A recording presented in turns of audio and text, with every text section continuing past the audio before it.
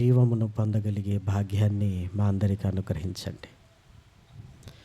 తిరిగి నాయన మరలా లేఖనాలలోనికి వెళుతుండగా నాయన నీ ఆత్మ సహాయాన్ని అనుగ్రహిస్తూ ఈ రాత్రి నీకు మహిమకరముగా నాయన ఆశ కలిగి వచ్చిన నీ పిల్లలకు నాయన తృప్తికరముగా నాయన నీ వాక్యపు విందును జీవాహారాన్ని నాయన సమృద్ధిగా మా హృదయాలలో నాయన కుమ్మరించమని మిమ్మల్ని కోరుకుంటూ నిదాసుడనైనా నన్ను కృపతో బలపరచమని నాయన బోధించగలిగే శక్తిని అనుగ్రహించమని కోరుతూ క్రీస్తు నామం నీ ప్రార్థన అడిగి వేడుకొంచున్నాము తండ్రి, ఆమేన్. ప్రేమన దేవుని వర్లారా, దేవుని ఉన్నతమైన ప్రేమను బట్టి ఆయన ఘనమైన నామమునకు క్రీస్తు పేర కృతజ్ఞతాస్తుతులు చెల్లించుచున్నాను. వేదికను అలంకరించిన దైవదాసులకు, స్థానిక సంఘ కాపరి గారికి, దేవుని పిల్లలైన సంఘమయున్న ఆహ్వానింపబడిన దేవుని పిల్లలైన మీ అందరికీ కూడా క్రీస్తు పేర శుభములు వందనములు తెలియజేసుకుంటూ, ప్రతి పుట్టుక ఒక ప్రసవ వేదనను కలిగి ఉంటుంది. ఇది ఎంత నిజమో ప్రతి సంఘము వెనక కూడా ఒక ప్రసవ వేదన అనేది ఖచ్చితంగా ఉంటుంది. సంఘాన్ని విడగొట్టి ఏదో సాధిద్దామని ఏదో 3 నాళ్ళ ముచ్చటగా నడిపించే వాళ్ళ గురించి నేను చెప్పటం లేదు, కానీ దేవుని పిలుపందుకుని వట్టి చేతులతో వెళ్ళి ఎన్నో శ్రమలు పడి ఒక సంఘముగా మలచటం అనేది కొన్ని సంవత్సరాల కష్టం అనటంలో ఎలాంటి సందేహము లేదు.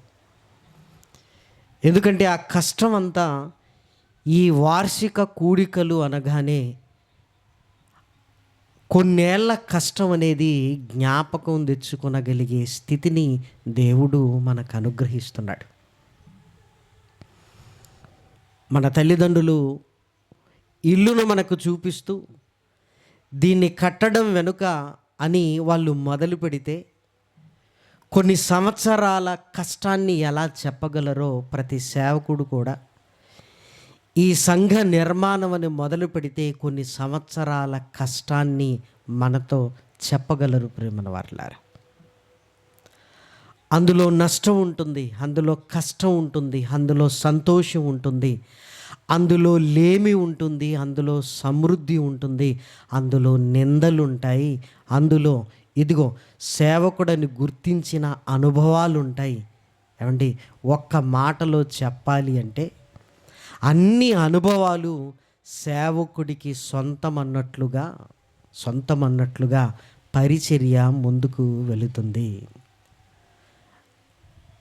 అందుకే మీరు చాలా సందర్భాల్లో చూడండి, ఎవరినైనా ఓదార్చాలి అనుకున్నప్పుడు సేవకుడు ఏం చేస్తాడంటే తన జీవితంలో ఉన్నవే ఎగ్జాంపుల్గా ఎందుకు చెప్తుంటాడంటే ఇలాంటివి బోలెడన్ని నా జీవితంలో ఉన్నవి అని బలపరచడానికి ప్రయత్నం చేస్తుంటాడు. ప్రేమన వారలారా,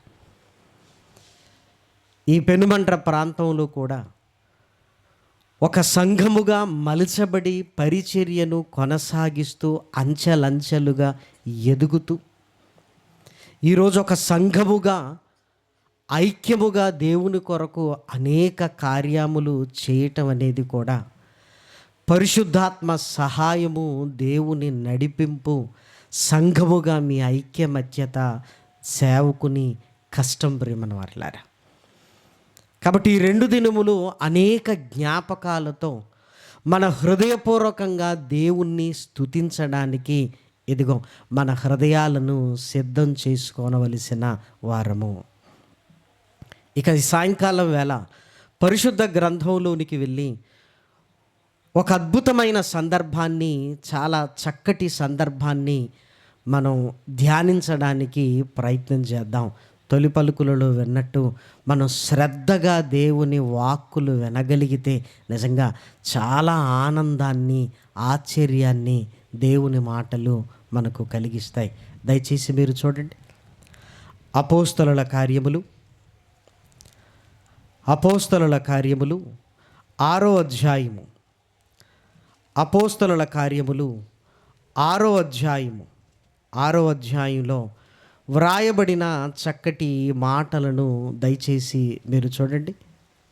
అపోస్తలుల కార్యములు 6వ అధ్యాయము 4-5 వచనాలు. అయితే మేము ప్రార్థనయందును వాక్య పరిచర్యయందును ఎడతెగక యుందుమని చెప్పిరి.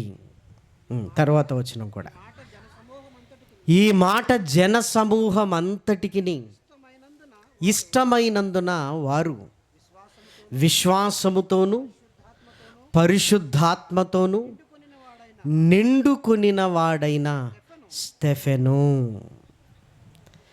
అపోస్తలుల కార్యములు అనగానే సంఘ కార్యములు అని మనం అర్థం చేసుకోవాలి.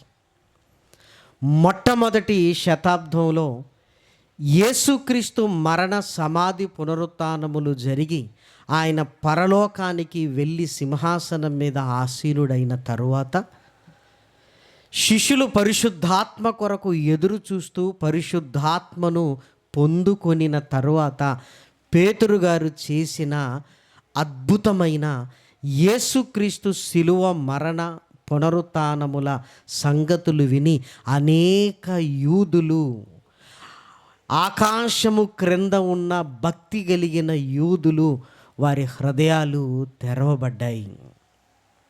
ఇంచుమించు 3,000 మంది సంఘములో చేర్చబడిరి అని రాయబడింది.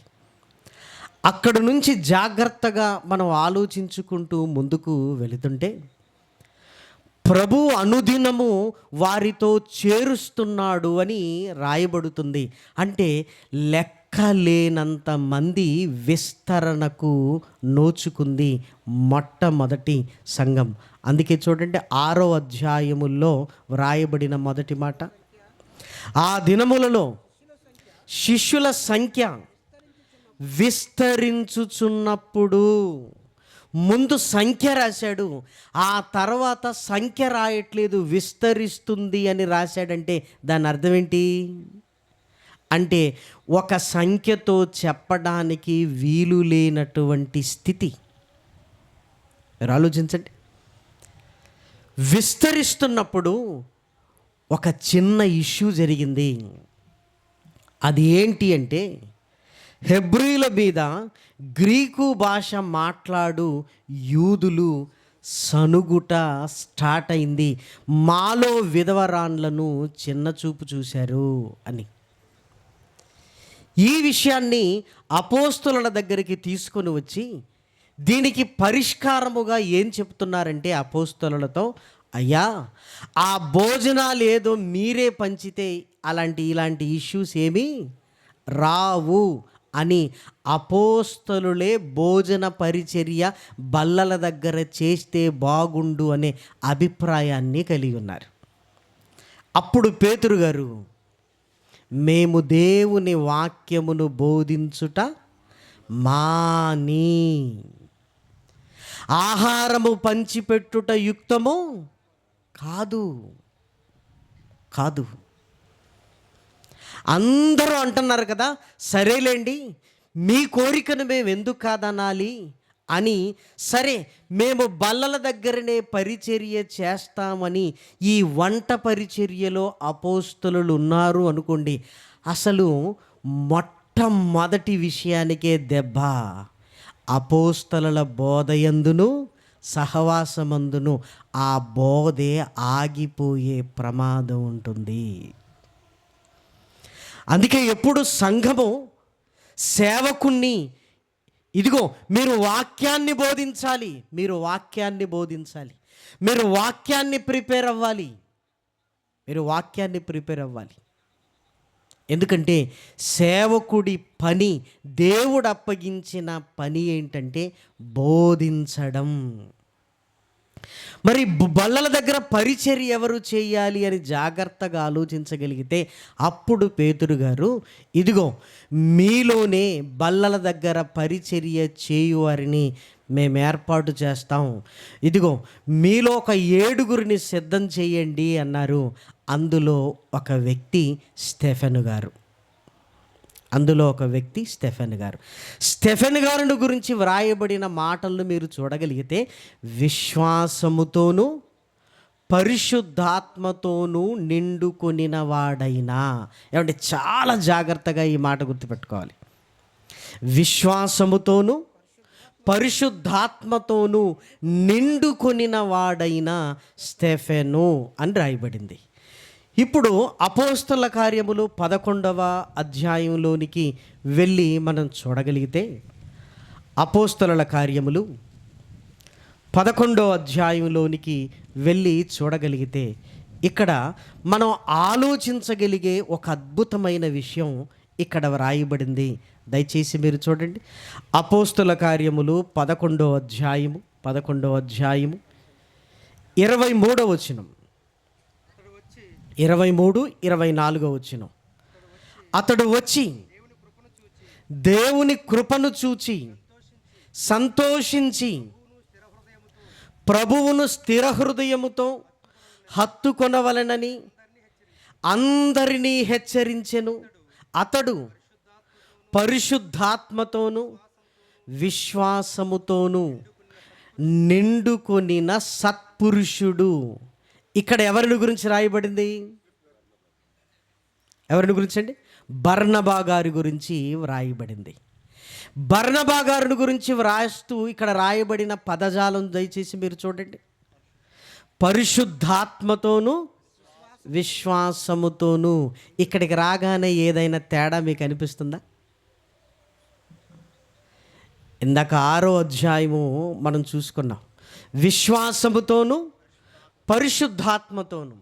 ఇక్కడికి రాగానే పరిశుద్ధాత్మతోనూ విశ్వాసముతోనూ. ఏమంటే రెండు ఒకటే అంటారా? ఏదైనా ఒక విషయం ఇందులో దేవుడు మనతో చెప్పాలని ఇలా రాయించాడా? ఏముందండి, అక్కడ విశ్వాసము పరిశుద్ధాత్మ, ఇది అటైంది అది ఇటైంది, ఏముంది అన్నట్టుగా ఏమన్నా ఉందా? మీరు ఆలోచించండి. ఇక్కడికి రాగానే పరిశుద్ధాత్మతోనూ విశ్వాసముతోనూ అంటున్నాడు. ఏంటి అంటే, విశ్వసించిన తర్వాత పరిశుద్ధాత్మ రావాలా? పరిశుద్ధాత్మ వచ్చిన తర్వాత విశ్వాసం రావాలా? అసలేంటి? బాగా ఆలోచించండి. అలా అని ఇక్కడ ఏమీ లేదనుకోకండి ప్రేమన వారలారా. సౌలుగా ఉన్నప్పుడు ఆయన జీవితం వేరు, పౌలుగా ఉన్నప్పుడు ఆయన జీవితం వేరు. మీరు అపోస్తల కార్యములను చదువుతున్నప్పుడు ఇదిగో పౌలు బర్నబా మరలా చదువుకుంటూ ముందుకు వెళుతుంటే, ఏమండి, ముందు బర్నబా పౌలు అని రాయబడుతుంది, ఆ తర్వాత పౌలు బర్నబా. దానికి చాలా అర్థం ఉన్నది ప్రియమైన వారలారా. ముందేమో బర్నబా పౌలు అంటాడు. 14వ అధ్యాయము నుంచి స్టార్టింగ్ నుంచి మీరు చూడగలిగితే, ఇక పౌలు బర్నబా అంటే సీన్ ఏమైపోయిందనమాట. ఇదిగో ముందు బర్నబా గారు కనబడుతుండేవారు, తర్వాత పౌలు. 14వ అధ్యాయం నుంచి చూడగలిగితే ముందు పౌలు గారు వెళ్ళారు, తర్వాత బర్నబా గారు. అంటే బైబిల్ రాయబడినప్పుడు నిజంగా ఎంత చక్కగా దేవుడు రాయించాడో చూసారా. యేసుక్రీస్తుని గురించి కూడా యేసు అని రాయబడుతుంది. కానీ పత్రికలలోనికి రాగానే ఏం రాయబడుతుంది తెలుసా? క్రీస్తు. ఈ యేసే క్రీస్తు అయ్యున్నాడు. ఈ యేసు క్రీస్తు అయ్యున్నాడు. అందుకే యేసు క్రీస్తు అని ముందుంటే, ఇక్కడికి రాగానే ఏమవుతుంది తెలుసా? యేసే ఏమై ఉన్నాడు? క్రీస్తు అయి ఉన్నాడు. ఇప్పుడు ఏమనాలి మరి? క్రీస్తు అయిన యేసు క్రీస్తుకు అర్థం వేరు, క్రీస్తు యేసుకు అర్థం వేరు. అబ్రాము అర్థం వేరు, అబ్రహాము అర్థం వేరు. శారా అర్థం వేరు, శారాయి అర్థం వేరు, యాకోబు అర్థం వేరు, ఇస్రాయేలు అర్థము వేరు. ఏమండి, పదాలు మారుతుంటేనే అర్థాలు మారుతున్నాయి అని మనకు అర్థమైనప్పుడు అసలు ఇక్కడ ఏం జరుగుతుంది? ఇక్కడ ఏం జరుగుతుంది? అసలు ఇక్కడి సందర్భం ఏంటి, అక్కడి సందర్భం ఏంటి? అక్కడ బల్లల దగ్గర పరిచర్య, మరి ఇక్కడి సందర్భం ఏంటి అని జాగ్రత్తగా మనం చూడగలిగితే అపోస్తలుల కార్యములు 11వ అధ్యాయము 19, 20, 21, 3 వచనాలను దయచేసి చూడండి. స్టెఫెను విషయంలో కలిగిన శ్రమను బట్టి చెదరిపోయిన వారు యూదులకు తప్ప మరి ఎవనికిని వాక్యము బోధింపక ఫెనికే, కుప్రా, అంతియోకయ ప్రదేశముల వరకు సంచరించిరి. కుప్రీలు కొందరును కురేనీలు కొందరును వారిలో ఉండిరి. వీరు అంతియోకయకు వచ్చి గ్రీసు దేశపు వారితో మాటలాడుచు ప్రభు అయిన యేసును గురించిన సువార్తను ప్రకటించిరి. ప్రభు హస్తము వారికి తోడయుండెను గనుక నమ్మిన వారు అనేకులు ప్రభు తట్టు తిరిగిరి. వారిని గూర్చిన సమాచారము యెరూషలేములోనున్న సంఘపు వారు విని బర్నబాను అంతియోకయ వరకు పంపిరి. అతడు వచ్చి దేవుని కృపను చూచి సంతోషించి ప్రభువును స్థిర హృదయముతో హత్తుకొనవలనని అందరినీ హెచ్చరించెను. ఇదిగో ఈ హెచ్చరించిన ఆయన ఎవరో తెలుసా? పరిశుద్ధాత్మతోనూ విశ్వాసముతోనూ. అంటే సందర్భాలు వేరుగా కనపడుతున్నాయి. స్టెఫెను సందర్భం భోజన బల్లల దగ్గర పరిచర్య చేయడానికి, అంటే అందరికీ భోజనాలు వడ్డించే పరిచర్య కదా. ఇక్కడికి రాగానే యూదులు అనేకులు యేసుక్రీస్తు వైపు తిరిగారు.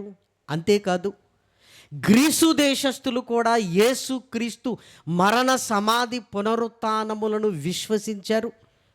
విశ్వసించిన సంగతి అపోస్తలులకు తెలిసింది. ఇప్పుడు విశ్వాసములోనికి వచ్చిన వారిని ఏం చెయ్యాలంటే బలపరచాలి. బలపరచాలంటే ఇప్పుడు ఎవరిని పంపాలి? ఎవరిని పంపాలి? అమ్మో, పరిశుద్ధాత్మతోనూ విశ్వాసముతోనూ నిండుకున్న బర్నబా గారు, మీరు వెళ్ళాలండి, మీరు వెళ్ళాలి.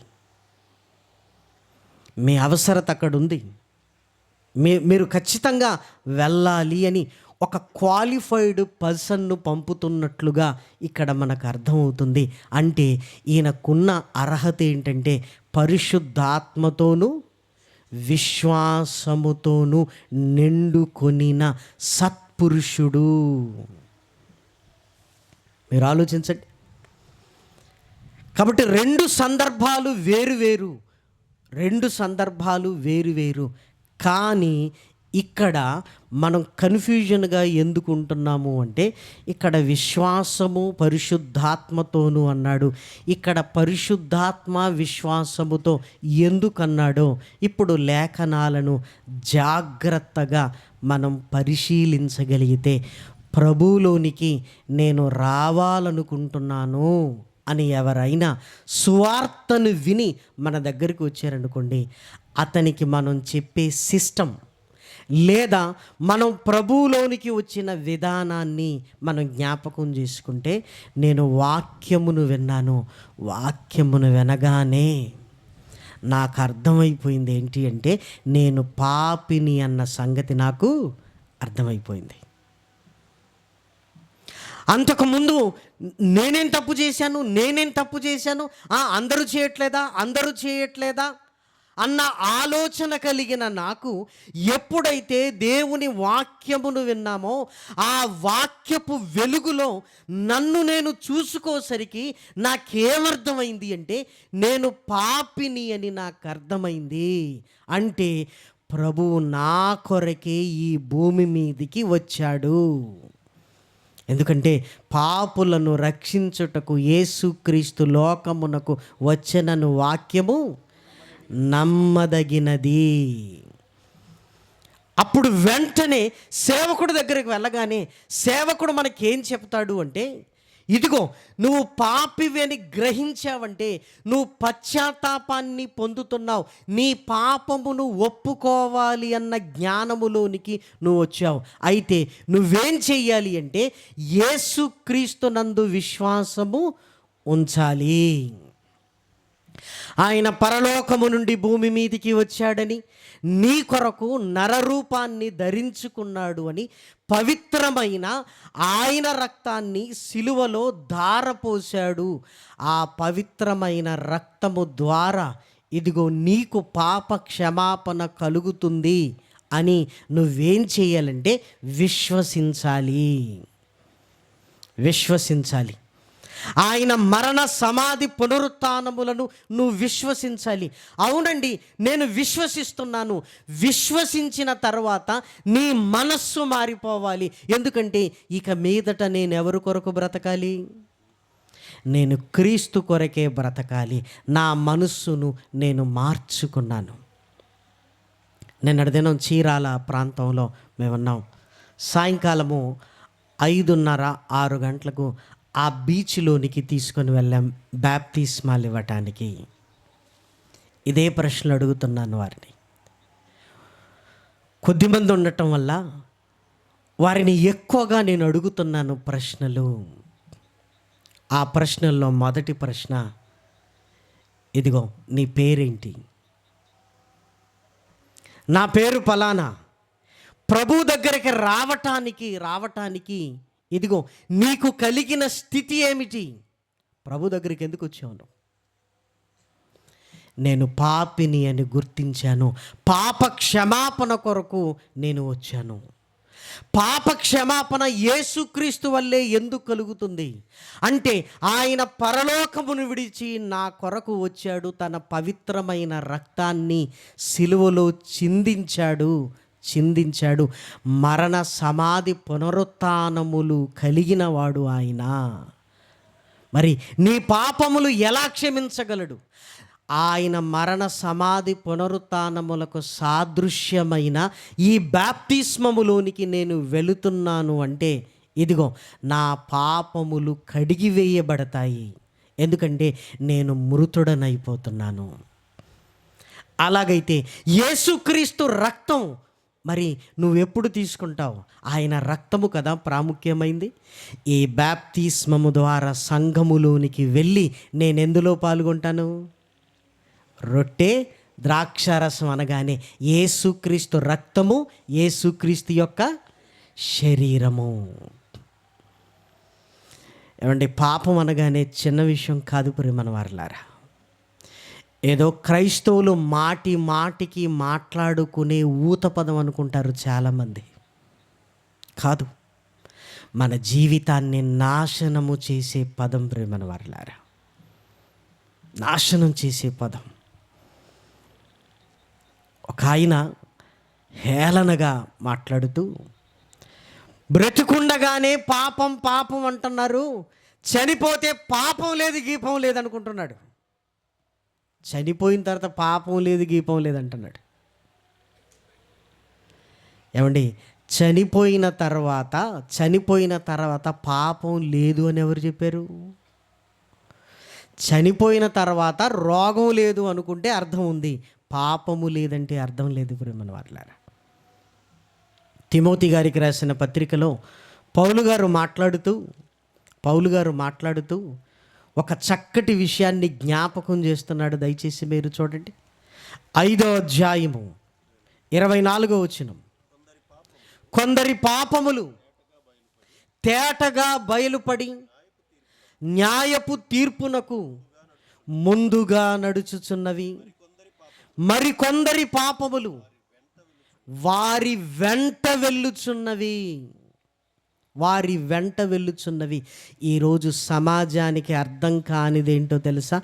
శవం వెంట నడిచే మనుషులను చూశారు, కానీ ఆత్మ వెంట వెళ్ళే పాపాలు ఎవరికి అర్థం కాలేదు ప్రియమైన వారలారా. శవం వెంట మనుషులు ఎలా నడుస్తున్నారో శరీరములో నుంచి నీ ఆత్మ వెళ్ళిపోతే దాని వెంట వెళ్ళేటివి ఏంటనుకుంటున్నారు? పాపములు. ప్రియమైన దేవుని పిల్లలారా, అంటే చచ్చినా మనం వదిలించుకోనిది ఏదైనా ఉంది అంటే అదేంటి? పాపం. పాపం అండి. చచ్చినా నువ్వు వదిలించుకోలేనిది. మరి ఎప్పుడు వదిలించుకోగలనంటే బ్రతికున్నప్పుడు మాత్రమే దాన్ని వదిలించుకోగలవు. బ్రతికున్నప్పుడు మాత్రమే. అందుకే ప్రతి మనిషి గుండెల్లో భారంగా పాపము మారిపోతుంటుంది. ప్రియమైన దేవుని పిల్లలారా, ప్రతి మనిషి గుండెల్లో ఆ పాప భారం అనేది నువ్వు ఆలోచించగలిగితే నీకు అర్థమవుతుంది. అన్నీ కళ్ళ ముందు ఉంటాయి, హృదయంలో సంతోషం ఉండదు. అన్నీ అనుకున్నట్టుగానే జరుగుతుంటాయి, కానీ హృదయములో ఏదో వెలితి. ఇది అనుభవిస్తున్న వారు బోల్డ్ ఎంతమంది ఉన్నారు ప్రేమన దేవుని పిల్లలారా, చాలామంది ఉన్నారు. అన్నీ ఉంటాయి. కొంతమంది సమస్య ఏంటో తెలుసా?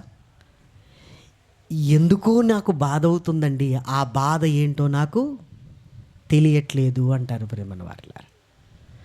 బాధపడుతున్నది వాళ్ళే, కానీ ఆ బాధ ఎందుకు అవుతుందో కూడా నాకు తెలియట్లేదు అనేవారు ఈరోజు ఉన్నారు. ఈరోజు బోల్డ్ అంతమంది ఉన్నారు ప్రేమన దేవుని పిల్లలారా. ఎందుకో తెలుసా?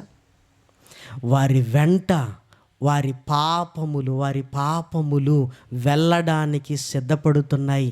అంటే ఆత్మ ఎప్పుడైతే దిగులుగా ఉండి చచ్చిపోయిన తర్వాత నేనేమైపోతాను అని దిగులు దానికి స్టార్ట్ అయిందనుకోండి, ఆత్మ కృంగిపోయినప్పుడు ఈ శరీరం బాగానే ఉంటుంది, కానీ బాధ మాత్రము కలుగుతూనే ఉంటుంది. ప్రేమన వాళ్ళారా, బాధ మాత్రం కలుగుతూనే ఉంటుంది. చూసారా? అలాంటి స్థితి మనకు ఉండగలిగింది అంటే మనలో పాపము గూడు కట్టుంది అని అర్థం. ఇది స్కానింగ్లో తెలియదు, ఇది డాక్టర్లకు అర్థము కాదు. ప్రేమన వారలారా, ఏదో మానసికమైన రోగంతో బాధపడుతున్నారు అనుకుంటారే తప్ప, ఇదిగో మనసు మారితే ఈ మానసికమైన రోగం కూడా తగ్గిపోతుందన్న సంగతి వారికి తెలీదు. మీరు ఆ పదం విన్నారా? మానసిక రోగం. దీనికి మందేంటి? మనస్సు మార్చుకోవడం. చూసారా? డాక్టర్ గారు ఏ మందులంటే మానసికమైన రోగానికి మందులే లేవు. మరి మనస్సు మారటానికి మందేంటో తెలుసా? వాక్యము. అందుకే సువార్త ఎలా ప్రారంభమవుతుందో తెలుసా? ఏమని? పరలోక రాజ్యము సమీపించి ఉన్నది, మారు మనసు పొందండి. అంటే మనసును మార్చగలిగేది కేవలము వాక్యమే. ప్రియమైన దేవుని పిల్లలారా, ఎప్పుడైతే వాక్యము వింటున్నామో నేను పాపిని అని గ్రహిస్తావు. ఎప్పుడైతే గ్రహిస్తావో విశ్వాసములోనికి వెళతావు. ఎప్పుడైతే విశ్వసిస్తున్నావో నీ మనస్సు మారిపోతుంది. ఇదిగో బాప్తిస్మములోనికి వెళతావు. బాప్తిస్మము తీసుకున్న తరువాత ఏం జరుగుతుందో మీరు చూడగలిగితే అపోస్తలుల కార్యములు 2వ అధ్యాయము 38-39 వచనాలు దయచేసి చూడండి. పేతురు, మీరు మారు మనస్సు పొంది పాప క్షమాపణ నిమిత్తము ప్రతివాడు యేసుక్రీస్తు నామమున బాప్తిస్మము పొందవలెను, అప్పుడు మీరు పరిశుద్ధాత్మను వరమును పొందుదురు. ఈ వాగ్దానము మీకును మీ పిల్లలకును దూరస్తులందరికీ, అనగా ప్రభు అయిన మన దేవుడు తన యొద్దకు పిలిచిన వారందరికీ చెందునని వారితో చెప్పెను. ఇక్కడ చాలా స్పష్టంగా రాయబడింది. విశ్వాసము తర్వాత బాప్తిస్మము తర్వాత పరిశుద్ధాత్మ. చాలా క్లియర్గా ఉందండి. ఇంకా మీరు చూస్తే అపోస్తలుల కార్యములలో కూడా వ్రాయబడింది. అపోస్తలుల కార్యములు 16వ అధ్యాయము, అపోస్తలుల కార్యములు 16వ అధ్యాయము 31వ వచనాన్ని చూడండి.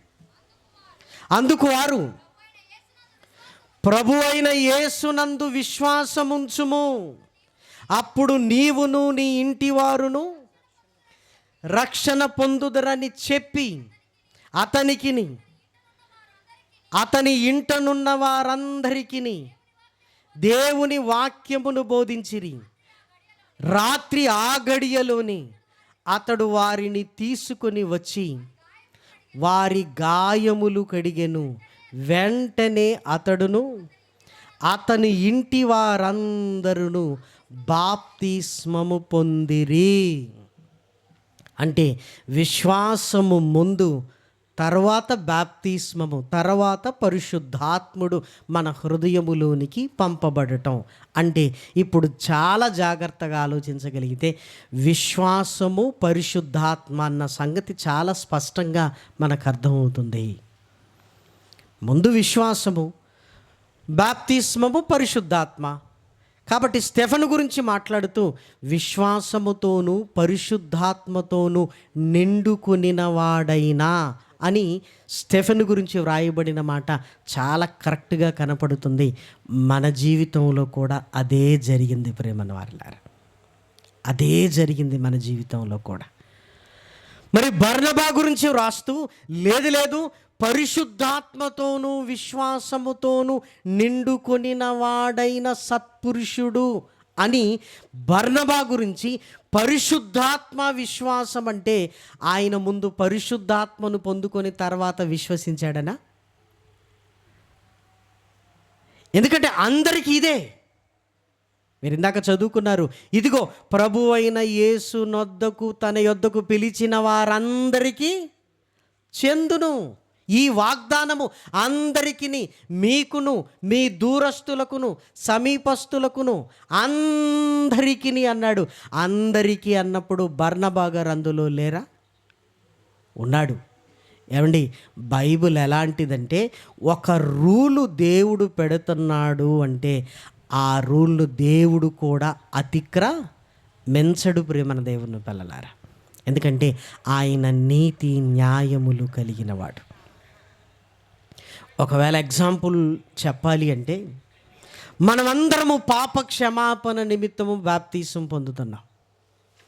యేసుక్రీస్తు బాప్తిస్మము పొందుతున్నాడు. మరి ఆయన ఎందుకు పొందుతున్నాడు? ఆయన కూడా పాప క్షమాపణ నిమిత్తం బాప్తిస్మం పొందుతున్నాడా? కాదు. బాప్తిస్మిచ్చి యోహాను ఆశ్చర్యపోయి, ప్రభువా ఏంటిది అంటే, నీతి యావత్తు ఈ విధంగా జరగవలసి ఉన్నది. అంటే అందరూ పాప క్షమాపణ నిమిత్తము బాప్తిస్మము పొందాలి అంటే నేను బాప్తిస్మము పొంది మాదిరిగా వారికి ఉండాలి. నీతి యావత్తును ఈ విధంగా జరగాలి. అలా జరగాలి అంటే ఇదిగో నేను కూడా బాప్తిస్మము పొందాలి. నేనేదో పాపం చేశాను కడుక్కోవడానికి కాదు. అంటే రూలును ఆయన మన కొరకు పాటిస్తున్నాడు అంటే మీరు ఆలోచించండి. మన కొరకు పాటిస్తున్నాడంటే మీరు ఆలోచించండి. అందుకే వాక్యము ఎప్పుడు అందరికీ ఒక్కటి ప్రేమన దేవుని పిల్లలారా. అలాంటప్పుడు బర్నబా గురించి ఎలా అర్థం చేసుకోవాలి ఈ లేఖనాలని అని జాగ్రత్తగా మీరు ఆలోచించగలిగితే గలతీలకు రాసిన పత్రికలో ఒక మాట చదవగానే మనం అర్థం చేసుకోగలుగుతాం ప్రేమన వారలారా. గలతీలకు రాసిన పత్రిక, అపోస్తలుడైన పౌలు గలతీలకు రాసిన పత్రికలో రాయబడిన మాట చూడండి. 5వ అధ్యాయము 22వ వచనం. అయితే ఆత్మఫలమేమనగా ప్రేమ, సంతోషము, సమాధానము, దీర్ఘశాంతము, దయాలుత్వము, మంచితనము, విశ్వాసము, సాత్వికము, ఆశా నిగ్రహము. ఆత్మ ఫలాల గురించి 9 వ్రాయబడ్డాయి, మన అందరికీ తెలుసు. ఈ ఆత్మ ఫలాలలో మరలా ఏముందండి? విశ్వాసముంది. అంటే ప్రభువులోనికి రావటానికి విశ్వాసం. పరిశుద్ధాత్ముడు మనలోనికి వచ్చిన తర్వాత కూడా నిన్ను ఒక ఫలములోనికి నిన్ను నడిపిస్తాడు. ఆ ఫలములలో ఒకటేంటి? విశ్వాసము. ఏమంటే విశ్వాసము ఒక్కటే కదండి అంటే విశ్వాసం ఒక్కటే, కానీ ఆ విశ్వాసపు పరిమాణము వేరు వేరు ఉంటుంది. ప్రియమైన వారలారా, వార్షిక కూడికలు కదా, ఈ కూడిక అయిపోగానే అందరికీ భోజనం, అందరికీ ఒకే రకమైన భోజనం ఉంటుంది, కానీ అందరూ ఒకే క్వాంటిటీ తినరు. పిల్లలు కొంచెం, యవనస్తులు ఇంకా కొంచెం కదా, ఇంకా పెద్దవాళ్ళు ఉన్నారనుకో కొంచెం తగ్గిస్తారు. నాలాంటి షుగర్ పేషెంట్లు అనగానే భయపడతారు, అమ్మ వద్దులేండి టైం అయిపోయిందని. అంతే కదా. అందరికీ ఒకటే ఉంది, కానీ అందరూ ఈక్వల్గా తిన్నారా? లేదు. విశ్వాసం ఒకటే, కానీ అందరికీ ఒకే రకంగా విశ్వాసం ఉండదు. విశ్వాసము ఒక్కటే, కానీ అందరిలో ఒకే రకమైన విశ్వాసము ఉండదు. అందరూ ప్లాట్ఫామ్ మీదనే కనపడతారు. ట్రైన్ వస్తుంది, కొంతమంది జనరల్లో ఎక్కుతారు, కొంతమంది స్లీపర్లో ఎక్కుతారు, కొంతమంది ఏసీలో ఎక్కుతారు. అందరికీ కామన్ ఏంటో తెలుసా? ప్రయాణం. ఏసీ బోగి ఏదండి స్పీడ్గా వెళ్తుందండి, జనరల్ని చూసారు ఎంత నెమ్మదిగా తీసుకెళ్తున్నారో అనడానికి ఏమైనా ఉందా? అన్నింటిలాగే ఇంజిన్ ఒకటే కదా. అందరికీ సేమ్ ఏంటంటే ప్రయాణం, కానీ అందరికీ ఒకే రకమైన ప్రయాణం లేదు. అందరిలో విశ్వాసం ఉంది, కానీ ఉన్న విశ్వాసం అందరిలో ఒకే అంత విశ్వాసము లేదు. ఒకే అంత విశ్వాసము లేదు. మీరు బాగా ఆలోచించండి. అంటే రకరకాల విశ్వాసాలు కాదు, ఉన్న ఒక విశ్వాసం అందరిలో ఒకటిగా లేదు. ప్రియమైన వారలారా, ఒకటిగా లేదు. అసలు విశ్వాసానికి ఏమైంది అని లేఖనాలలోనికి వెళ్ళి మనం చూడగలిగితే, ముందుగా కొరింథీయులకు రాసిన మొదటి పత్రికలో వ్రాయబడిన మాట దయచేసి మీరు చూడండి. కొరింథీయులకు రాసిన మొదటి పత్రిక 15వ అధ్యాయంలో వ్రాయబడిన చక్కటి మాట ప్రేమన దేవుని పిల్లలారా, 33, 34. మోసపోకుడి, దుష్ట సాంగత్యము మంచి నడవడిని చెరుపును. నీతి ప్రవర్తన గలవారై మేల్కొని పాపము చేయకుడి. దేవుని గురించిన జ్ఞానము కొందరికి లేదు, మీకు సిగ్గు కలుగుటకై ఇట్లు చెప్పుచున్నాను. దేవుని జ్ఞానము కొందరికి లేదు అంటున్నాడు. అంటే వాక్యము హృదయాలలో లేదు అంటే విశ్వాసము లేదు. ఎందుకు? వినుట వలన విశ్వాసము కలుగును. ఇదిగో ఆ వాక్యమే మన హృదయములో లేదు అంటే ఇదిగో నీలో విశ్వాసము లేదు. తరువాత మార్కు సువార్త 4వ అధ్యాయము, మార్కు సువార్త 4వ అధ్యాయములో వ్రాయబడిన చక్కటి మాట దయచేసి మీరు చూడండి. 39వ వచనం, 4వ అధ్యాయము 39. అందుకు ఆయన లేచి గాలిని గద్దించి నిశ్శబ్దమై ఊరకుండుమని సముద్రముతో చెప్పగా గాలి అణిగి మిక్కిలి నిమ్మలమాయెను. అప్పుడు ఆయన, మీరెందుకు భయపడుతున్నారు? మీరు ఇంకనూ నమ్మిక లేకయున్నారా? అంటే విశ్వాసము ఇంకా మీలో లేదా? విశ్వాసము లేని స్థితి.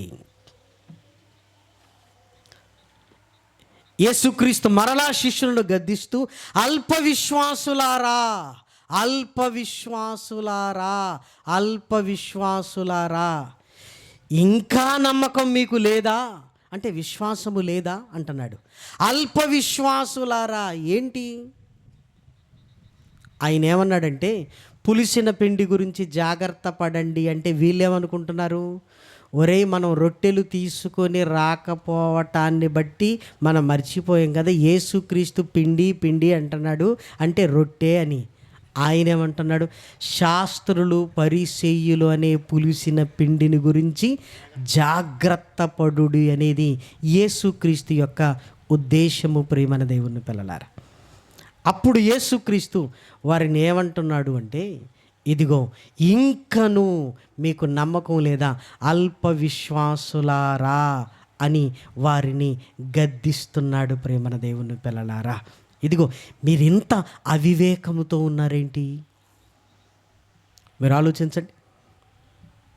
ఏమండి, విశ్వాసాన్ని అల్పముతో ఎందుకు ప్రారంభించాడు అని జాగ్రత్తగా మనం ఆలోచించగలిగితే విలువైన వస్తువులన్నింటినీ దేంట్లో కొలుస్తామండి మనం?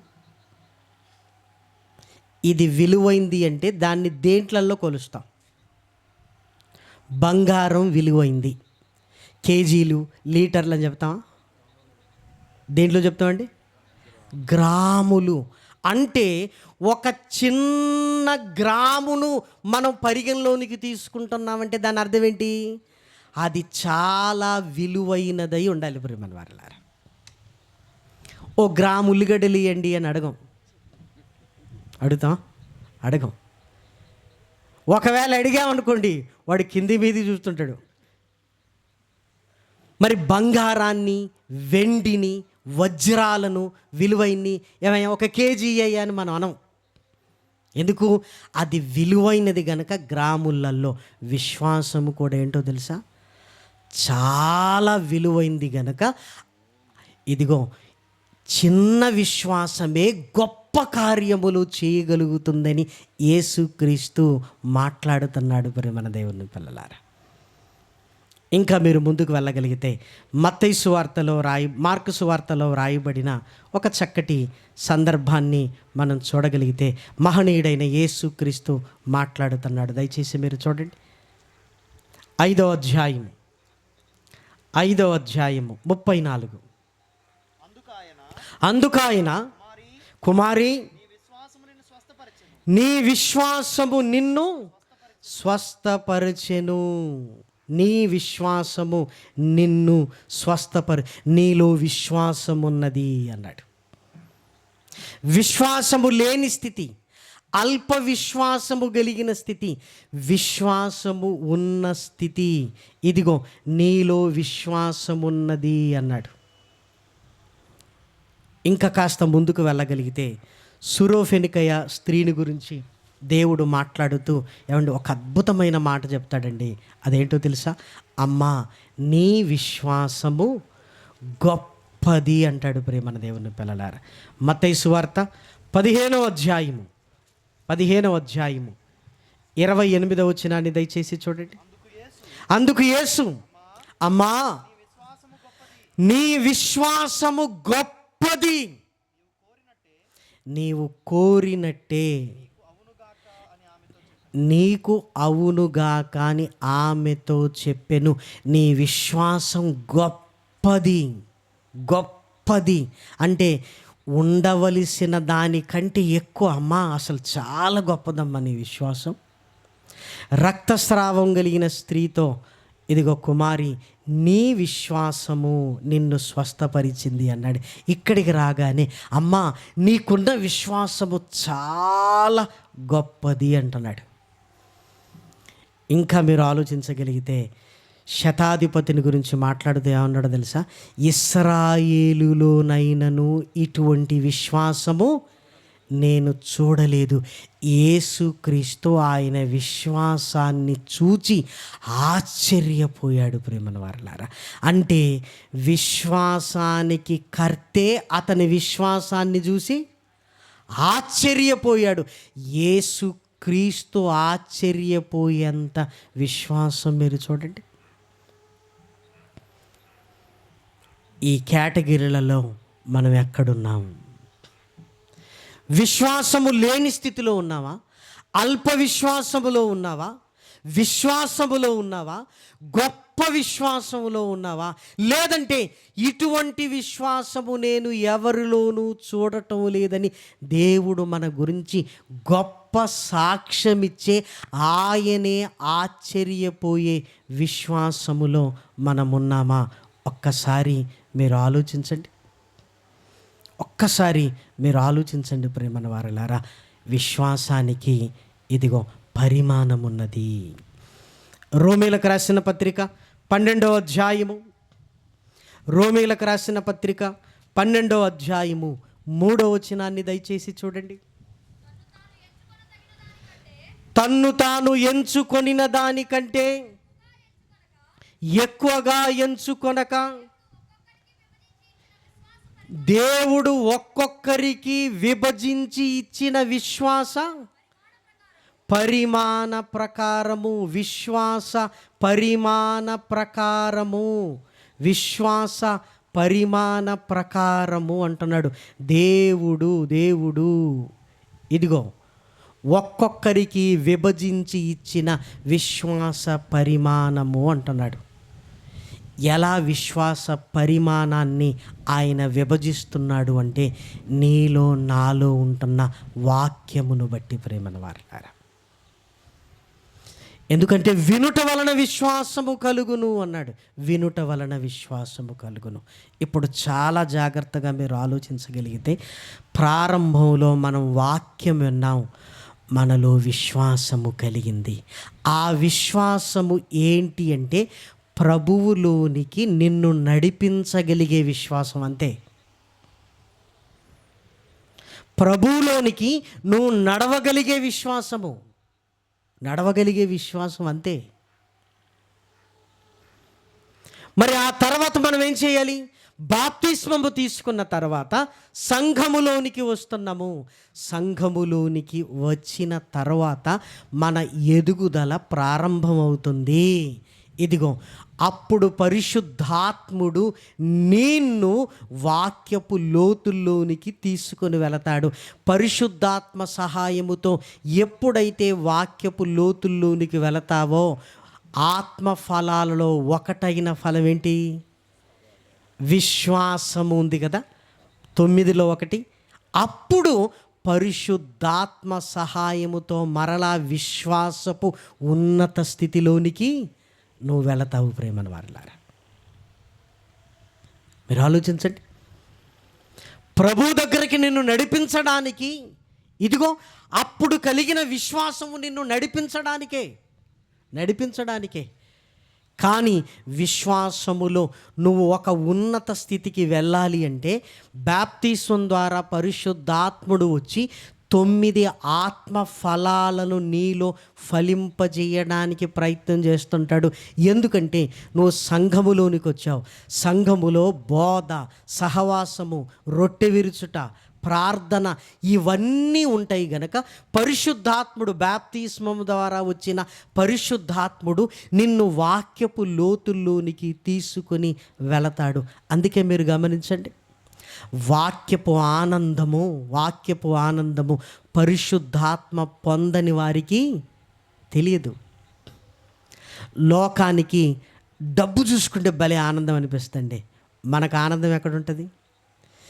ఏదైనా కొత్తగా మనకు తెలియని వాక్యం కనపడితేనండి 1000 రూపాయల నోటు దొరికిన కంటికి ఎక్కువ ఆనందం అనిపిస్తుంది. అబ్బా భలే ఉందండి, ఇది భలే ఉందండి, భలే ఉందండి. మీరు ఆలోచించండి, మనకెందుకు ఆనందం కలుగుతుందంటే పరిశుద్ధాత్ముడు ఆ వాక్యపు లోతుల్లోనికి నిన్ను తీసుకొని వెళ్ళగానే ఆ వాక్యపు ఆనందాన్ని నీ హృదయము అనుభవించేటట్లుగా చేస్తాడు. ఎప్పుడైతే వాక్యపు లోతుల్లోనికి వెళతామో విశ్వాసం అనే ఆత్మ ఫలాన్ని మనం పొందుకుంటాం. ఇది పొందుకుంటే నువ్వు నిలబడతావు ప్రేమన వారలారా.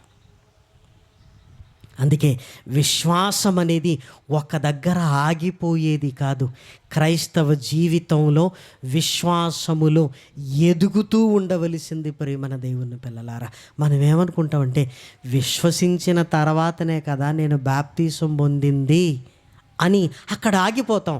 కానీ ఆ విశ్వాసం ఏంటో తెలుసా? ప్రభు దగ్గరికి నిన్ను నడిపించడానికి, ప్రభు దగ్గరికి నిన్ను నడిపించడానికి. మరి నువ్వు నిలబడాలి అంటే ఎంత విశ్వాసం ఉండాలి? నువ్వు నిలబడాలంటే విశ్వాసం అనే ఆత్మఫలం ఉండాలి. ఆ ఆత్మఫలము పరిశుద్ధాత్మ వలన మనము పొందుకోవాలి. అందుకే పరిశుద్ధాత్ముడు మన హృదయములో కుమ్మరింపబడిన తర్వాత వాక్యపు లోతుల్లోనికి మనల్ని తీసుకొని వెళ్ళినప్పుడు అప్పుడు మనకు కలిగే విశ్వాసము వేరండి. చిన్నగా ఉన్నప్పుడు పాలు చాలు, కాస్త ఎదిగిన తర్వాత మెత్తటి ఆహార పదార్థాలు చాలు, కాస్త యవన కాలంలోనికి వచ్చిన తర్వాత బలమైన ఆహారము. అంటే అప్పుడే నువ్వు బాప్తీసం ద్వారా జన్మించావంటే ఆ స్టార్టింగ్లో చిన్న చిన్న పాల లాంటి వాక్యాలు నీకు చాలు. అప్పుడప్పుడు సభలకు వెళుతున్నప్పుడు ఏం చెప్పాలి బ్రదర్ అంటే, అనయ్య ఇక్కడ ఎవ్వరికి ఏమీ రాదు, చదువు కూడా అంతంత మాత్రంగానే ఉంటుంది, ఇక మీరు అర్థం చేసుకోండి అంటారు. ఏమీ తెలియదన్నా, ఇదిగో చాలా వెనకబడింది. మన అరకు ప్రాంతానికి వెళ్ళాం. గొర్రె గుమ్మి అనే ప్లేస్. ఆ కొండపై ఒక మారుమూలల్లో ఒక 20-25 ఇళ్ళున్నాయి. బండి కానీ వెహికల్ కానీ వెళ్ళలేని పరిస్థితి.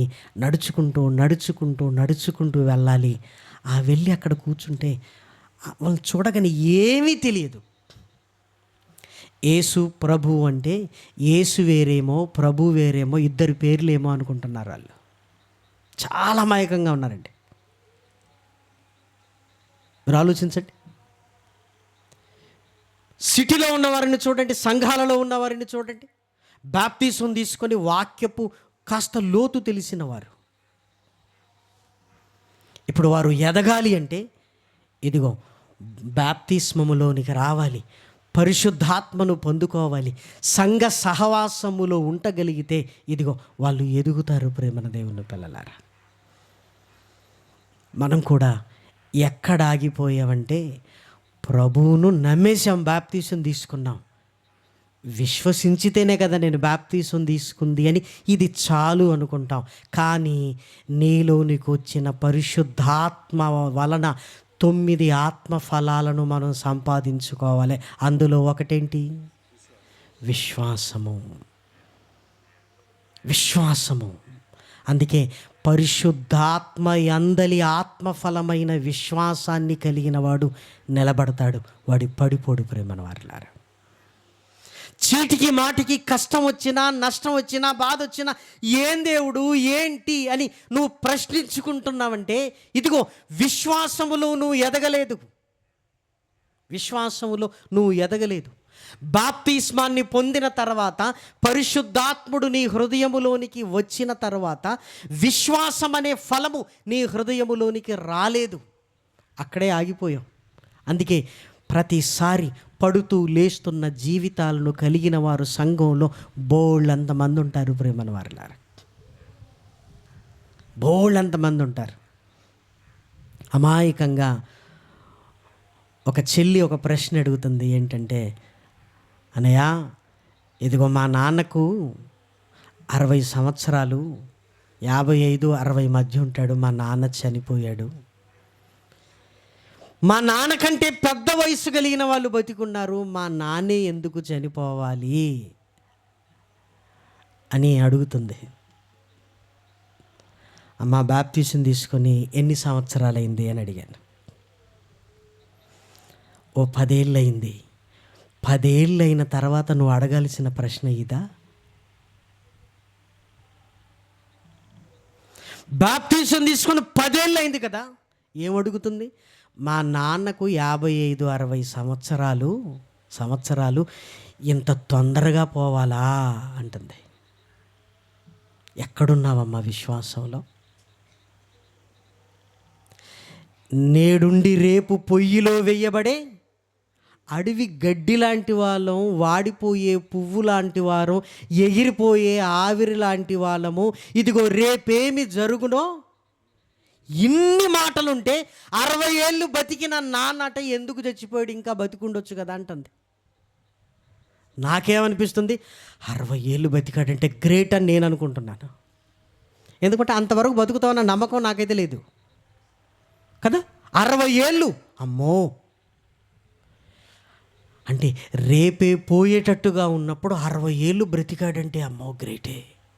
ఆమె ఏమనుకుంటుంది, 60 ఏళ్ళే అన్నా, ఎక్కడున్నావమ్మా నీ విశ్వాసంలో? మీరు ఆలోచించండి. చాలామంది అడిగే ప్రశ్నలు వాళ్ళ విశ్వాసపు స్థితిని తెలియజేస్తాయి.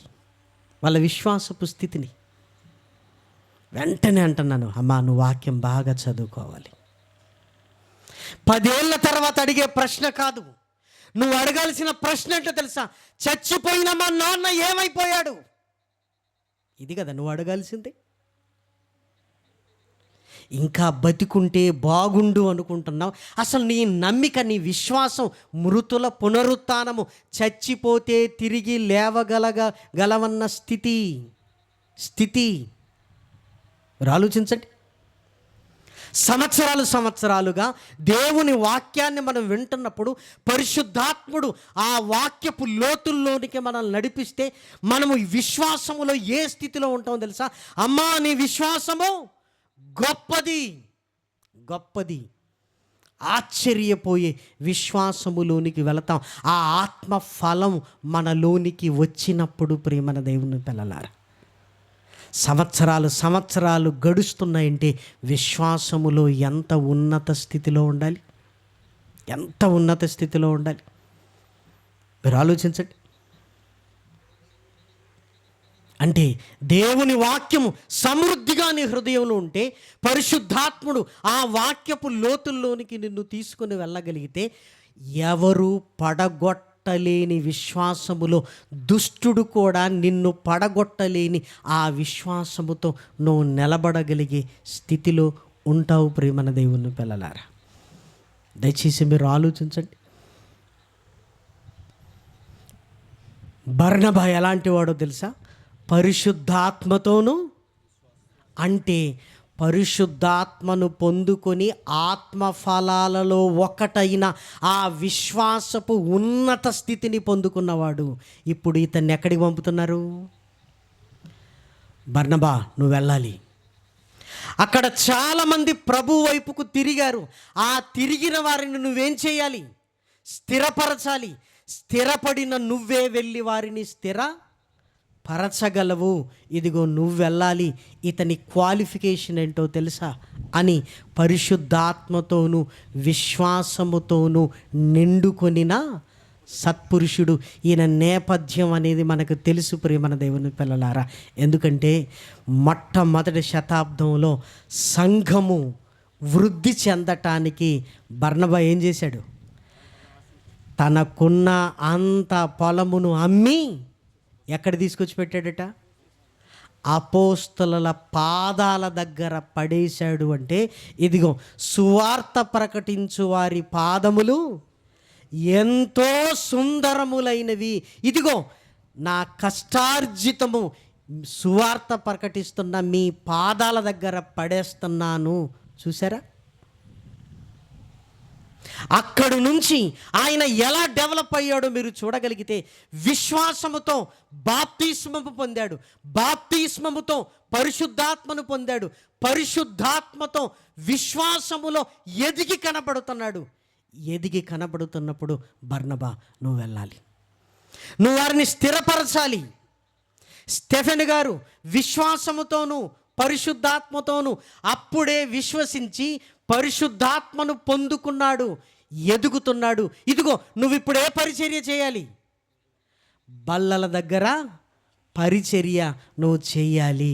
చూసారా? బల్లల దగ్గర పరిచర్య నువ్వు చేయాలి, భోజనాల దగ్గర పరిచర్య మీరు చేయాలి.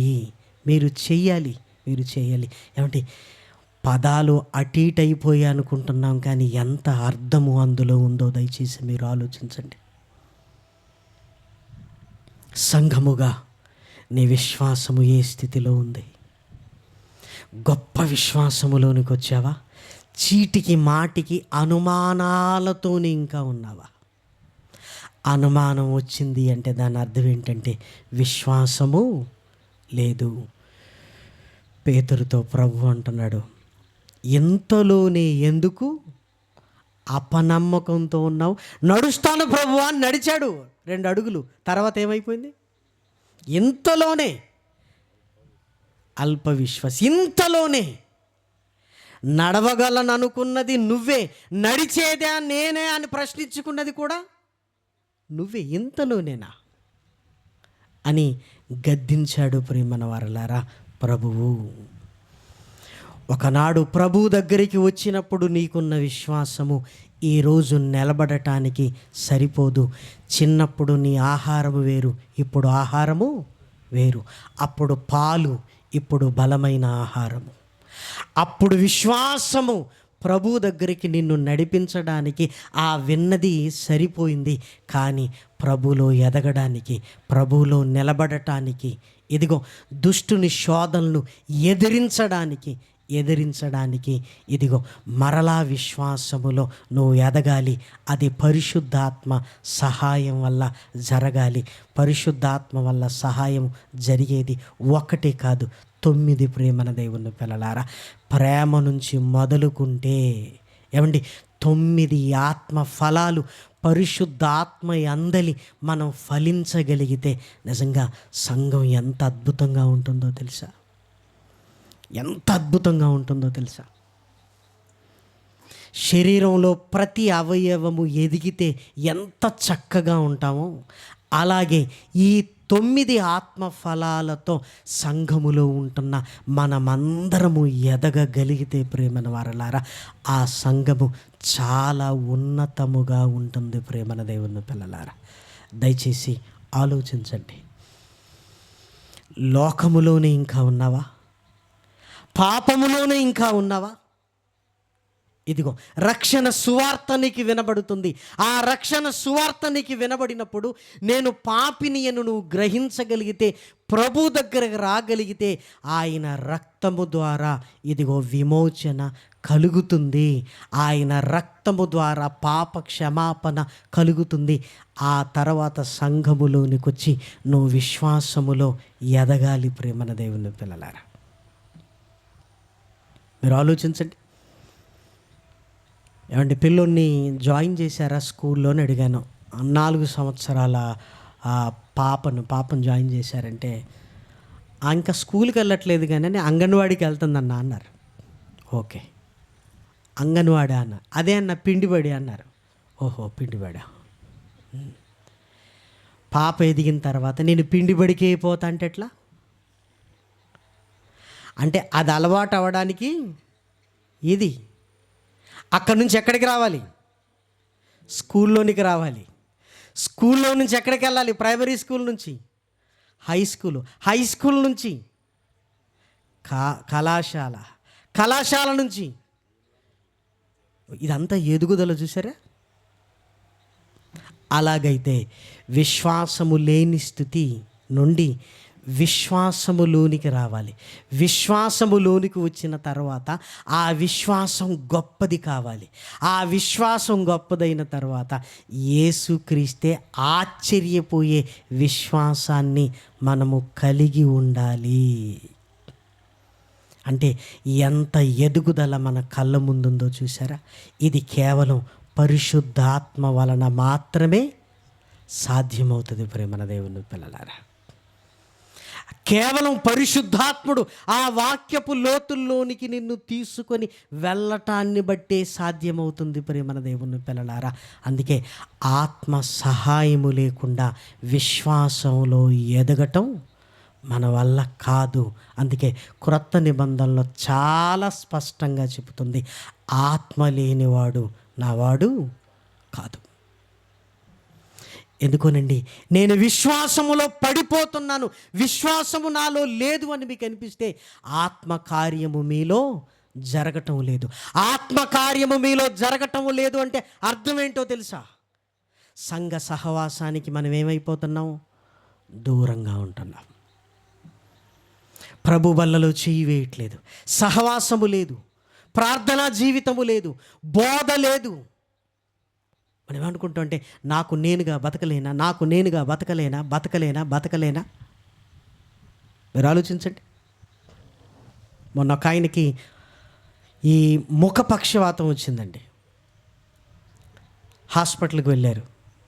హాస్పిటల్కి వెళ్ళి డాక్టర్ చూసి ఎందుకైనా మంచిది ఒక 1 వీక్ అడ్మిట్ చేయండి అన్నారు. అప్పుడు ఒక ఆయన వచ్చేసి ఈ డాక్టర్లు అంతా ఇంతే డబ్బుల కొరకు ఇదే చేస్తారు, ఇంట్లో ఉన్నా పడుకునేదే, ఇక్కడున్నా పడుకునేదే, హాస్పిటల్స్ అన్నీ కమర్షియలైజ్ అయ్యాయి కదా, పద ఇంటికి పోదాం అన్నాడు. ఇంటికి తీసుకొచ్చారు. ఇంటికి తీసుకురాగానే బంధువులు స్నేహితులు చూడడానికి లైన్ కట్టేశారు. ఇక హాస్పిటల్లో ఉంటే తప్పించుకోవచ్చు, డాక్టర్ లోపలికి రానియట్లేదు. ఒకవేళ అక్కడికి వచ్చినా కూడా ఇలా చూసి ఇలా వెంటనే డాక్టర్లు పంపిస్తారు. ఇంటికి వచ్చిన తర్వాత బంధువులను ఎప్పుడు పోతామని అడుగుతారా? ఇక ఈ పేషెంట్ను చూసుకోవటం కంటే వచ్చిన వాళ్ళకు వండి పెట్టడమే ఇంట్లో వాళ్ళకి సరిపోయిందండి. సరిగ్గా 15 రోజులైంది, రెస్ట్లెస్ అయిపోయారు. ఈసారి ఒక కాలుకు ఒక చెయ్యికి పక్షవాతం వచ్చింది. మరలా హాస్పిటల్కి తీసుకొని వెళ్ళారు. డాక్టర్ విపరీతంగా వారిని తిట్టి కమర్షియల్ హాస్పిటల్ ఉండొచ్చయ్యా, కాదనటం లేదు. నేను అలా కాదని చెప్పినా కూడా మీరు వినలేదేంటి? అసలు మీరు వినలేదేంటి? ఎన్ని సంవత్సరాలు పడుతుందో తెలియదు, అసలు బాగుపడతాడో లేదో కూడా తెలియదు. ఇప్పుడు ఏమంటున్నారు డాక్టర్ గారు, ఎన్ని నెలలైన ఇక్కడే ఉంచండి అంటున్నారు. ఎన్ని నెలలైనా పర్వాలేదు. ఇప్పుడు డాక్టర్ అంటున్నాడు మీరు ఉంచినా ఇక్కడ ప్రయోజనము లేదు. అయ్య బాబా అట్లా అనకండి డాక్టర్ గారు అంటున్నారు. అక్కడున్న వాళ్ళు, మిగతా వాళ్ళు, ఏమయ్యా ఆయన ఉండమన్నప్పుడు ఉంచితే అయిపోయేది కదా, ఇప్పుడు బతిలాడుతున్నారు ఎందుకు? ఆయన ఎన్ని రోజులు ఉంచమన్నాడండి? 1 వీక్ ఉంచమన్నాడండి, అంతేనండి. చూసారా? సంఘము కూడా అలాంటిదే ప్రేమన వారలారా. మనం అనుకుంటాం తెలుసండి, సంఘంలో విన్న వాక్యమే, యూట్యూబ్లో విన్న వాక్యమే. తెలివితేటలు చూసారు ఎట్లా ఉన్నాయో? తెలివితేటలు ఎలా వచ్చాయి చూసారా మనకి? మీరు ఆలోచించండి. సంఘములో ఉన్నప్పుడు వాక్యము వినేటప్పుడు నిన్ను దుష్టుడు శోధించటం కష్టం. ఎందుకు? లేచామనుకోండి పక్కోళ్ళు ఎలా చూస్తారు మనల్ని? ఆ భయానికైనా కూర్చుంటామండి మనం కదా. ఎలాగూ కూర్చున్నాం కదా, విందామనిపిస్తుంటుంది. ఏదో ఒక మాట హృదయానికి తగులుతుంది. యూట్యూబ్లో కూర్చుంటే ఎవడన్నా కాల్ చేసాడు అనుకోండి, ఏమనుకుంటాం తెలిసినప్పుడు, ఇది మళ్ళీ వినొచ్చు, ఎవడో కాల్ చేస్తున్నాడు అంటారు. ఆ కాల్ ఎత్తగానే మీకు లోన్ కావాలా, మేము బ్యాంకు నుంచి అంటాం.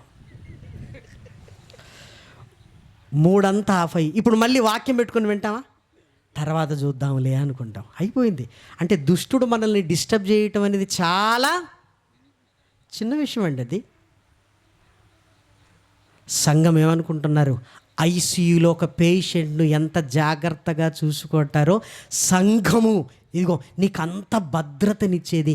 ఇక్కడ బోధయందు పరిశుద్ధాత్మ కార్యాలు జరుగుతున్నప్పుడు నువ్వు విశ్వాసము ద్వారా బలపడతావు. ఎంత బలపడతావంటే ఇదిగో ఇంకొకరిని బలపరిచేంతగా సంఘములో దేవుడు నిన్ను బలపరుస్తాడు. ప్రేమన వారలారా, దయచేసి మీరు ఆలోచించండి. బాప్తిసం తీసుకున్నాం ఇక అయిపోయింది అని అనకండి ప్రేమన దేవుని పిల్లలారా. 9 ఆత్మ ఫలాలు మన జీవితంలోనికి రావాలి. అందుకే వాటిని పరిశుద్ధాత్మ వలన మనం పొందుకునే ఫలాలు అని వ్రాయబడింది. ఏమండి, 21 రోజులు సాధన చేస్తే చాలు. చెడు అలవాట్లు మానేసామనుకోండి వదిలిపోతాయి, మంచి అలవాట్లు మనకు వస్తాయి. ఎన్ని రోజులు సాధన చేస్తే? 21 days సాధన చేస్తే. మనం బాప్తిసం తీసుకొని ఎన్ని సంవత్సరాలు అయిందండి? నేను 30 ఏళ్ళు అయిపోయిందండి. ఈ 30 ఏళ్లకు 9 తెచ్చుకోవడానికి కష్టపడుతున్నామంటే మీరు అర్థం చేసుకోవాలి. 30 ఏళ్ళు ఉన్న ఎన్ని? 9. సంవత్సరానికి ఓటు చేసినా కూడా 9 రావాలి, సంవత్సరానికి ఓసారి. యాక్చువల్గా 9 నెలలకే అన్నీ వచ్చేసి ఉండాలి మనకి. ఎందుకు 21 రోజులు చాలు కదా. అంటే దుష్టుడు ఎంత బలంగా మనల్ని శోధిస్తున్నాడో చూస్తున్నారా? కాలం ముందుకు వెళుతుంది, ఎక్కడ వేసిన గొంగడి అక్కడే ఉన్నట్టుగా ఉంది. ఇదిగో ఇలా ఉంటూ సంఘ సహవాసానికి మనం దూరం అయిపోతున్నామంటే ఇదిగో కొందరికి ఆ జ్ఞానము లేదు అంటున్నాడు. అంటే దుష్టుడు విత్తబడిన వాక్యాన్ని ఏం చేశాడు? ఎత్తుకొని పోయాడు. ఏమండి, మన స్థితి ఎలా ఉందో ఒక్కసారి దయచేసి ఆలోచించండి. ఇల్లు నువ్వు కట్టుకున్నది, సంఘము దేవుడు కట్టింది. ఇల్లు నీ చెమట, సంఘము యేసుక్రీస్తు రక్తము. ఇల్లు నేల మీద, సంఘము బండ మీద. ప్రేమన దేవుని పిల్లలారా, ఇల్లు కూలిపోయేది, సంఘము ఎత్తబడేది. ప్రేమన దేవుని పిల్లలారా, కాబట్టి మన ఆత్మను పొందుకున్న వారముగా సంఘముతో కలిసి ఆత్మ ఫలాలలో ఎదగాలి. బర్నబా ఆ స్థితిలో ఉన్నాడు గనక పరిశుద్ధాత్మతోనూ విశ్వాసముతోనూ నిండుకొనిన ఇదిగో బర్నబాను అక్కడ స్థిరపరచాలి, అనేకులని అని పంపుతున్నారు. అప్పుడే బాప్తిస్మము పొంది, విశ్వసించి బాప్తిస్మము పొంది పరిశుద్ధాత్మ పొందుకున్న 7 ఏం చేశాడు? ఇదిగో మీరు బల్లల దగ్గర పరిచర్య, బల్లల దగ్గర భోజన పరిచర్య చేయమన్నారు. ఇదిగో మనం ఎక్కడున్నామో ఒక్కసారి ఆలోచించండి. కనీసం విశ్వాసములోనికైనా వచ్చి పరిశుద్ధాత్మను పొందుకున్నావా? లేదు. పరిశుద్ధాత్మలో ఉంటూ విశ్వాసములో ఎదుగుతున్నావా? ఎక్కడ నీ జీవితం ఉందో ఈ రాత్రి ఒక్కసారి వాక్యపు ప్రత్యక్షతలో నిన్ను నువ్వు చూసుకో, సరి చేసుకో. ప్రార్థన చేసుకుందామండి. మహాకృపయు కనికరము కలిగిన మా కన్న తండ్రి, ఘనమైన ఉన్నతమైన నీ నామమునకు స్తుతులు, స్తోత్రములు. రక్షణలోనికి రావటం ఎంత ముఖ్యమో నాయన, రక్షణలోనికి వచ్చిన మేము నాయన విశ్వాసములో నాయన ఉన్నత స్థితిలోనికి రావటం కూడా ముఖ్యమని నాయన లేఖనాల ద్వారా గ్రహించాం.